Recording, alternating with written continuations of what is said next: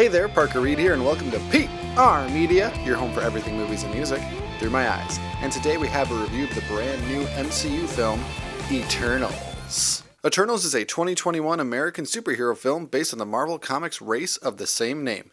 In the film, the Eternals, an immortal alien race, emerge from hiding after thousands of years to protect Earth from their evil counterparts, the Deviants. Going into this review, I've been a big fan of the MCU. I've seen all the television shows, I've seen all the movies countless times, but I'm not a big comics reader, so I had no idea what the Eternals was. I understood they were protectors of the Earth and whatnot, but beyond that, I had no idea. So the idea of meeting 10 plus new superheroes was a bit daunting, and the film ultimately did validate a lot of my concerns going into it. A problem a lot of origin stories have is the fact that it's hard to connect with these characters we're meeting for the first time, and that's hard enough when you're meeting like a Captain America, a Thor, an Iron Man. But when you're meeting 10 characters for the first time and you're trying to get all of their backstories as well as tell a new narrative, that's extremely hard to do. And I'm sure people are going to point to movies like Infinity War and Endgame saying, oh, they had all these characters and they balanced all these storylines, but yeah, we had met all of them before and settled that groundwork, so we didn't need to explain any of their backstory. So in Eternals, there is a lot of time jumping, so they'll go like thousands of years ago and then come back to the present day, and then they need to explain something else, and then they'll go way back and tell more of their backstory from there, and it feels very stoppy-starty. The pace of this movie is all over the place, and ultimately it runs into another big problem that Marvel movies have nowadays is after Endgame, how can you get bigger than that?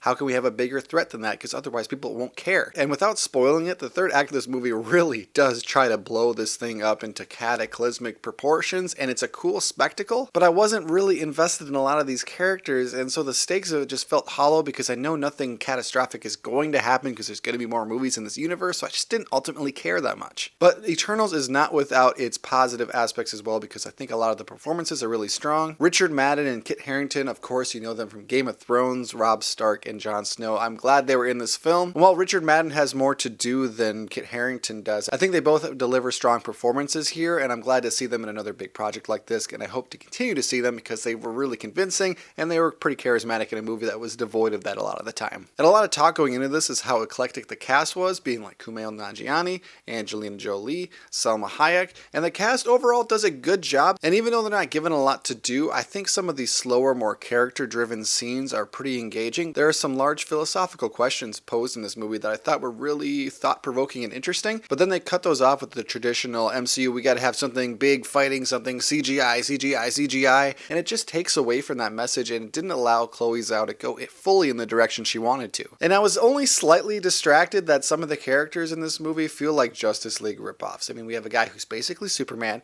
someone who's basically the Flash, someone who's basically Wonder Woman. I mean, Superman and Batman are even dropped by name in this universe. I don't think they're actually in the universe, they're probably just comic book characters, but it was pretty self-aware and odd. But being self-aware does not excuse the fact that they're just cut and paste of those other characters. It was a bit distracting for me. And I think people who aren't really big comic book readers, this movie might go over their head. Because halfway through this movie, my theater totally was losing interest. People started talking a lot more. There was a lot less attention being delivered to the screen, because that's when they really start to double down on some of the plot elements and the action sequences. People are just not super interested in it. And the two post-credit scenes that they deliver, I had no idea what the hell they were talking about. I had to Google them afterwards. So this is going to go over a lot of people's heads, and I don't really think this movie is for everybody. And I know I sound kind of scatterbrained right now, but that's because this movie is scatterbrained, and it's got me feeling scatterbrained. And not to mention that, but it's hella long too. At about 2.5 hours long, this movie is going to be hard to get through for a lot of people, but there is some great CGI in here. There's some strong performances. I did like the music done by Raymond Djawadi, again from Game of Thrones. But overall, this movie was pretty forgettable for me, and I'm seeing it twice again next week with a couple of friends who want to see it, and I'm dreading it a little bit. I'm not excited to watch this like it was Venom Let There Be Carnage or Black Widow or Shang-Chi. And next to The Incredible Hulk, this might be one of my least favorite MCU movies to date, and I'm pretty disappointed by that because Kit Harington's one of my favorite actors, so the fact that I'm not giving any movie he's in a 10 out of 10 is quite telling.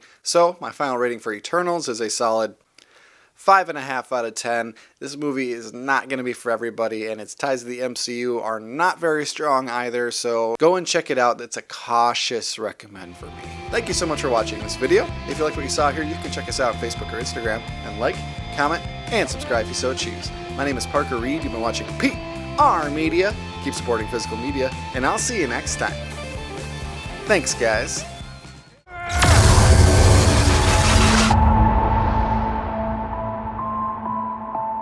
I bet you've built the perfect safe house. I mean, what's this even made of? Vibranium?